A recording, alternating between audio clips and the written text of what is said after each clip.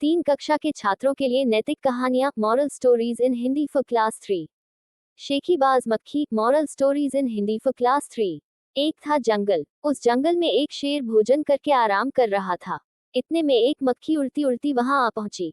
शेर ने 2-3 दिनों से स्नान नहीं किया था, इसलिए मक्खी शेर के कान के एकदम पास भिन भिन भिन करने लगी।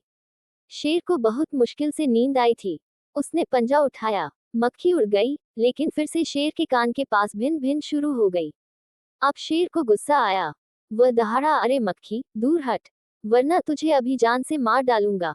मक्खी ने धीरे से कहा, छी छी, जंगल के राजा के मुंह से ऐसी भाषा कहीं शोभा देती है। शेर का गुस्सा बढ़ गया।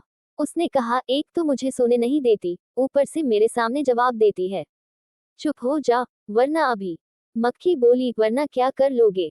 मैं क्या तुमसे डर जाऊंगी? मैं तो तुमसे भी लड़ सकती हूँ। हिम्मत हो तो आ जाओ। शेर आग बबूला हो उठा।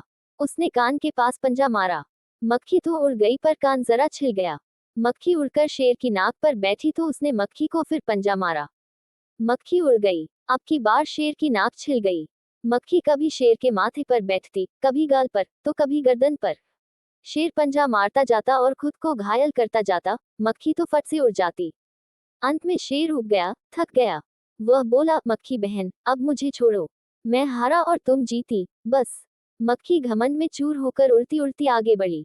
सामने एक हाथी मिला। मक्खी ने कहा, अरे हाथी, मुझे प्रणाम कर, मैंने जंगल के राजा शेर को हराया है, इसलिए जंगल में अब मेरा राज चलेगा।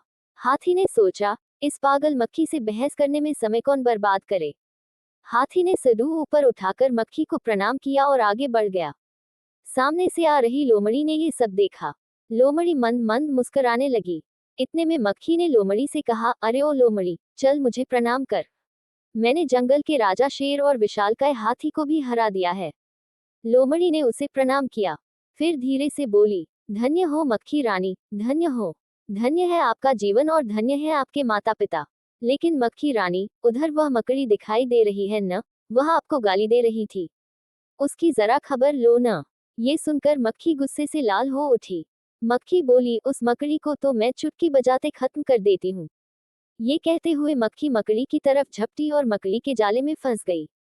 मक्खी जाले से छूटने की ज्यों ज्यों कोशिश करती गई, त्यों त्यों और भी अधिक फंसती गई। अंत में वह थक गई, हार गई।